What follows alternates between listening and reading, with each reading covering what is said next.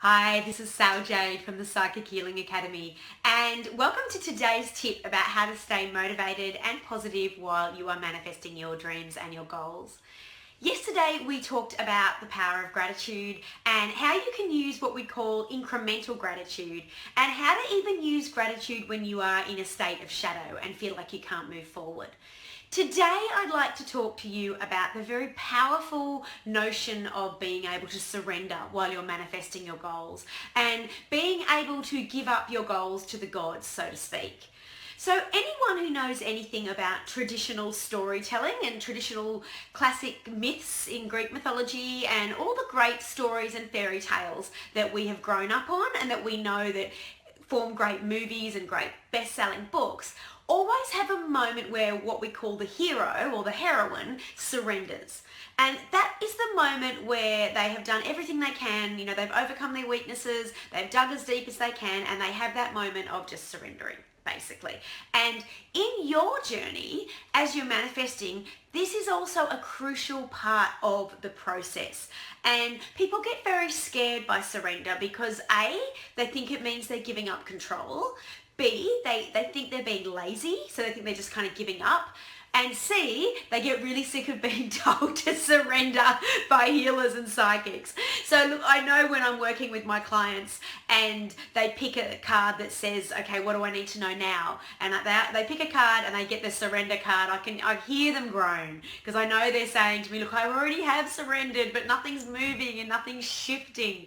And so over the years, I've developed little different tips and techniques that I share with my clients and I use with my psychic development students to help them overcome this really stressful moment where they just can't let go of their goal, or they're experiencing a lot of panic and anxiety about how to continue to accomplish their goal. And what I get them to do is I get them to say, whenever they're petitioning the angels, the gods, like whoever they petition, they add in that for my best and highest good. And what this does is it surrenders what you are trying to accomplish now to the angels and to the universe. And it surrenders it to that higher force so that you're not locked in that competitive battle anymore where you're constantly striving and you're getting yourself all worked up and anxious, which essentially can block your manifestation and it can block the progress of your goal. And the reason why it's crucial to get to the surrender point is because you are acknowledging at that point that the angels and the universe and the gods are wiser than you. And, you may have heard that saying, as God wills, or, as so be it, so be it, so be it, or it is done, it is done, it is done. And it's the way of just saying, okay, I'm putting it in your hands now. And, you're co-creating your goals with the universe and you're saying to the universe, this is your turn. And I'm now stepping back and letting you implement the next step. We need to be clear though, this isn't an excuse for you to suddenly fall off the wagon and, procrastinate and get lazy, because you still need to be very conscious and aware of whatever the universe is going to send in to allow you to create the space to take the next step.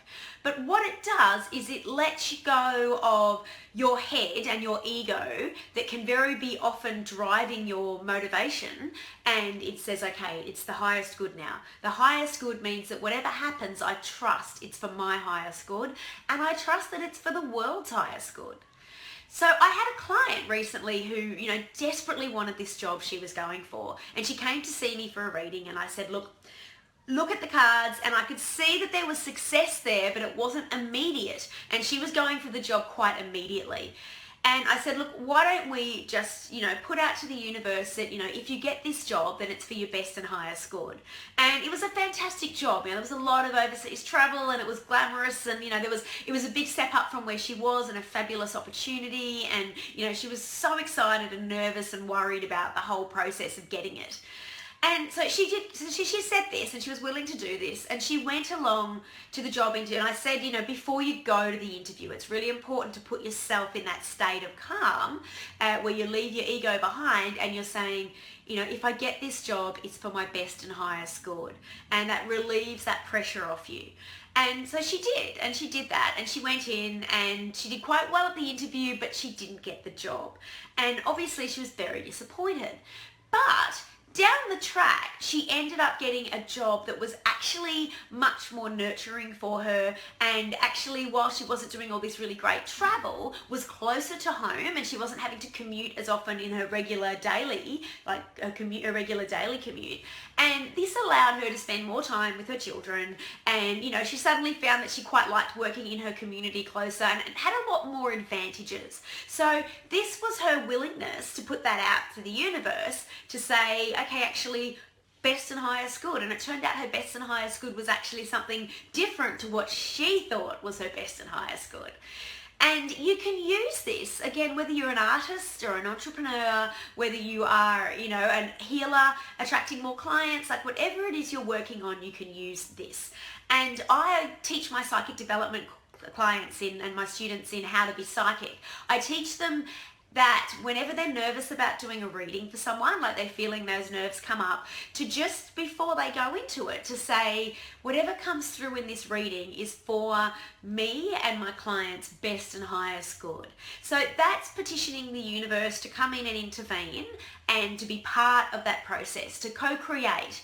And I do this before every single one of my readings that I do with clients, and every single one of my healings, and every single one of my workshops that I teach. And I do this as part of my process to just acknowledge that I've done what I can, and now wherever it goes is in the arms of the angels. Like, it's no longer under my control, and I relinquish that control. And it's a very powerful thing to do. And it's something that you can also do when you are in a really tricky, anxious situation that perhaps you can't stop thinking about, and you're doing a lot of mental rehearsals and you're nervous about.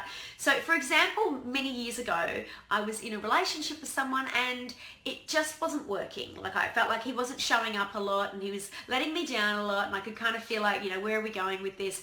And so I made the decision that I wanted to go to speak to him about this, and I was pretty kind of sure that I wanted to end it. And yet, I was feeling conflicted, and I wanted to make sure I got my point across about why I was doing it. Like, I wasn't just, acting out of anger. Like, I was just saying, look, I don't feel like this is working anymore. And I wanted to sort of be in this state of compassion and grace, but I was so emotionally attached to the situation that I found it difficult to be thinking clearly. And I can remember the morning that we were going to meet on the beach and have a chat, and we hadn't seen each other for a few weeks. And I remember saying to myself, okay, Sal, whatever happens today between you and him is going to be for both our best and highest goods. And, I was prepared to kind of relinquish my emotional journey with this, and, my ego and all of that, just to get what was going to be the best for both of us. And it ended up being probably one of the best breakups I've ever had. Like, it really was a transcending, beautiful moment where we met on the beach, and I could tell he was a bit nervous, and he was, I could tell he was ready. He knew I was going to have a go at him. And instead, I just, communicated in the most loving way possible that this wasn't working for me anymore. And I really felt like we should end it. And whatever was going on for him, I wasn't annoyed or angry, but I just didn't feel like it was giving me what I wanted. And to my surprise, he kind of confessed that he was from Sweden, and he was living here temporarily and not sure if he was going to go back. And he said, look, my parents are going through a divorce, and and I'm not sure if I should go back to support them and what I should be doing, but I feel like I might need to go back. And he wasn't using this as an excuses. So, if someone's ignoring you and you're in a relationship with them, might not necessarily be because of this, but it helped me understand him. And at the end of it, I still didn't feel like, we should stay together, but it actually led to a really beautiful, amicable state of separation between us, where we went out to dinner a few more times before he decided to go back to Sweden. And it was, left on a really beautiful level. And, I feel like now if I ever run into him, years later, it's going to be a nice thing for us, and we'd be friends. So, my willingness to kind of go in there and do that, not from ego and not from my emotional anxiety and not wanting to punish, meant that, we reached a really beautiful understanding, and we were able to end it as painlessly as possible as you can end a relationship. So for you, in your goals that you're working on right now, what I suggest is the next time you're working on something and you can feel that frustration coming out, so say for example you are trying to attract more healers into your business, or you're trying to sell something, and anything that you're trying to work on that has a blockage, I suggest just saying to your angels and guides, like, we're co-creating here, guys, let's co-create.